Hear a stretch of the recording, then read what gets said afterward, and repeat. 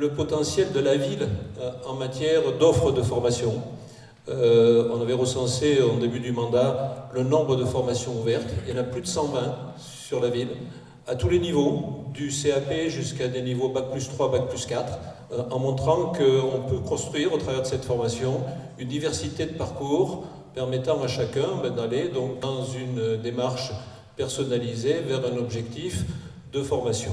Et cette soirée s'inscrit aussi dans la volonté de la ville qui est de promouvoir l'apprentissage, puisque nous avons organisé au mois d'octobre le premier forum d'apprentissage. On va montrer ce soir ces belles histoires dont je viens de vous parler et qui ont tout un point commun, une route sur laquelle chacun peut, à son rythme, aller vers son objectif professionnel.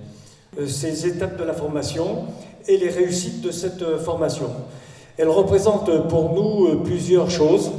D'abord, cette construction de la vie, avec la nécessité d'acquérir du savoir, mais aussi la réalité de la vie, avec la connaissance et le fait d'être en contact avec la réalité du monde de l'entreprise. C'est que la réussite de ces jeunes, c'est une réussite collective. C'est la réussite du jeune, bien sûr, des efforts qu'il accomplit, de son parcours, de son travail, mais c'est aussi la réussite de ceux qui les accompagnent, et en particulier de leur maître d'apprentissage, de leur tuteur, quand il s'agit de formation d'apprentissage. Et bien évidemment, sans eux, sans vous, ces jeunes n'auraient évidemment pas connu le parcours qu'on va retracer ce soir.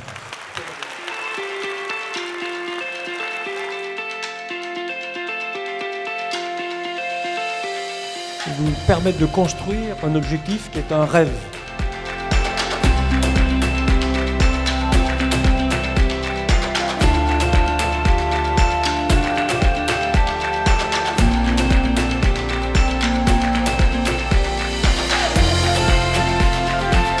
Motivé, puis avec des éloges au niveau du centre de l'AMFR, et donc c'est très motivant, en tout cas pour un maître de stage d'avoir une apprentie comme Hélène.